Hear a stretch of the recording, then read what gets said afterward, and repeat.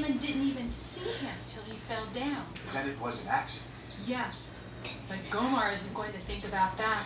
When he sees what happened, he won't even wait for an explanation. Run, Ben Heyman. You've got to get to the city of refuge right away.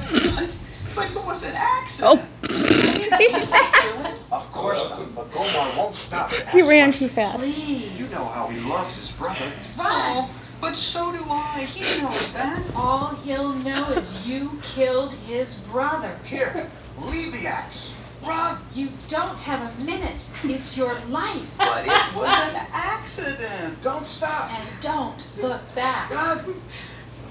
I'm afraid Gomar may come along any minute. We've got to try to hold him back a while if he does come. I just hope Ben Heyman didn't linger too long. Doesn't have much of a head start. He's coming. Here comes Gomar. Does he have his sword? Always carries it. Yeah. Where's J-Dad? I'd like for him... What's this? Who? It's J-Dad. He's dead. Who killed him, Keenan? Now, Gomar. Who killed him? It was an accident. No one would hurt We J-Dad. all loved him. You know that. Don't you understand? Not He's with the my lips. brother. Somebody. Where's Ben Heyman? He was here too, wasn't he? It was Ben Heyman, wasn't he? Please, Gomar, it was an accident. He's gone to the city of refuge. Have mercy, please. It was an accident. I think Ben needs to play another part. Just saying. He's getting off scot-free. Oh. Oh, hey, Sydney. It's not wrestling. Doesn't it go into the other part? Yes, this is it for the Bible part. Oh, good A idea. merciful provision in ancient Israel. The cities of refuge. The phone's gonna ring. Jehovah's justice demanded a life for a life. Right? Oh no, she's gonna buzzer If a life in. was Yeah, that's taken right. accidentally, Well, then you justice don't need would it. be satisfied with hold on. mercy. Just And listen. the unwitting manslayer's life could be spared. Not that he would go free entirely. A life had been taken, and life is sacred to Jehovah. But he could flee to a place of refuge, and after proving his lack of malice, he could and must remain in the city under the services of the high priest until the high priest died. This was a just and merciful It's in retribution. the 1920s. But how and why is that significant today? It is because Oh, yeah, either no, directly that's better. or by community responsibility, all people have come into blood guilt in the eyes of Jehovah. Most people aren't totally unaware of this. But that does I think not she's willing to change play or all the alter peace their places. This means they are subject to death at the hands of Jehovah's avenger of blood, mankind's next of kin, the Lord Jesus Christ. Only by becoming aware of their blood-guilty condition and taking the necessary steps can they find refuge in Jehovah and have their lives spared. This is the point we want to demonstrate in the modern-day scene that follows. Ba-da-ba-ba-da-ba. You are a cornball. I was an improv, I can't help it.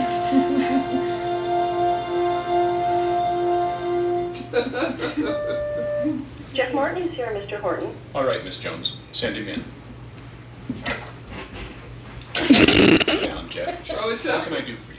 There's something I think I should report to you, Mr. Horton. A lot of valuable materials are being taken out of the plant without authorization. Stolen? Exactly. As you know, as supervisor of materials handling, I have some contact with inventory controls. I've checked carefully, and I'm convinced far more goods are coming in than I see orders for going out.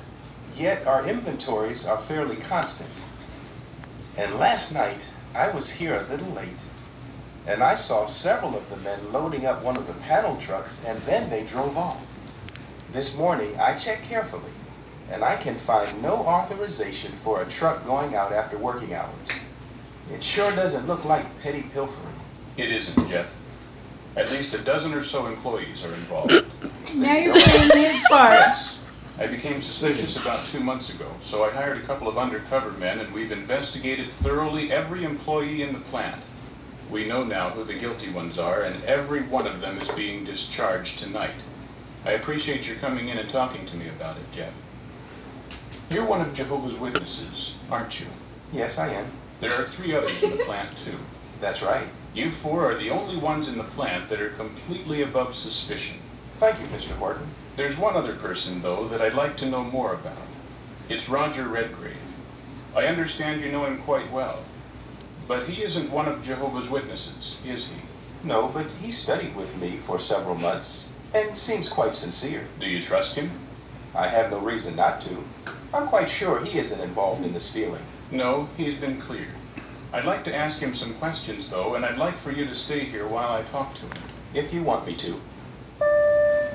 Miss Jones, send Roger Redgrave in, please. Yes, Mr. Horton. That's Roger. Come in, Roger. Sit down, please. Thank you. Let me speak plainly Roger's to you, supposed to be Roger. old. We've known for I some guess they time that a decided ring he of is. thieves has been operating in the plant. We've made a thorough investigation and we've found no evidence whatsoever that would implicate you. I'm glad of that. But, Roger, are you one of Jehovah's Witnesses? We could find no evidence that you are. No, I'm not. I'm studying with Jeff, though, Yes, we found that out. and I believe what they teach is the truth. But you've never joined. I've not been baptized as a witness, no. But What I'm getting at is this. Among those whom we've caught are 5 key men in this company. They have to be replaced, and I'm looking for men I can trust. I know I can depend on Jehovah's Witnesses. I would like to be as sure of you. what can I say? I was not involved in the stealing, and I wouldn't be. Jeff says he trusts you. I'm willing to take his word on it. Jeff, I'd like you to take over the job of plant supervisor. And Roger, I'd like you to take over Jeff's job of supervising materials handling. The other positions I'm offering to the other 3 who are Jehovah's Witnesses. We certainly appreciate your confidence, Mr. Horton. But before we can accept your offer, there are certain considerations that we must mention to you in all fairness.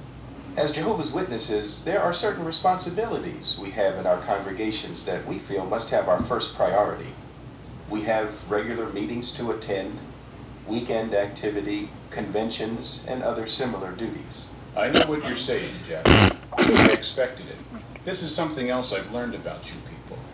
I can't say I understand it altogether, but I admire your dedication. It's another reason I want you men to work for me. And Jeff, I want you to see how many more of your people you can hire. I'm willing to make the concessions you request. It's worth it to me to get men I can trust. Will you take the job? As long as we understand each other, yes. And you, Roger? I'll go along with Jeff. Then it's agreed. I'd like to see all 5 of you in my office the first thing tomorrow morning, and we'll discuss our new organizational setup and go over your individual duties and responsibilities. Thank you, Mr. Horton. We'll be here. That's the door. Wow, I didn't expect anything like that. The other 2. Neither did I. One thing I don't understand, though. Why did Douglas Horton question my honesty so when he admitted they had no evidence of my involvement in the stealing? I don't think he was questioning your honesty as much as he just wanted to be sure. If you were one of Jehovah's Witnesses, then I'm sure he would have accepted you without hesitation. But as it is, Oh, come on, Jeff. Can't I be an honest man without being one of Jehovah's Witnesses? of course you can. But the point is, when someone is baptized as one of Jehovah's Witnesses, he obligates himself to be honest and dependable. That's because he's accountable to Jehovah God and must keep his laws. We know, of course, he can lose his standing with God if he violates this obligation. But one who lives up to God's name can be trusted.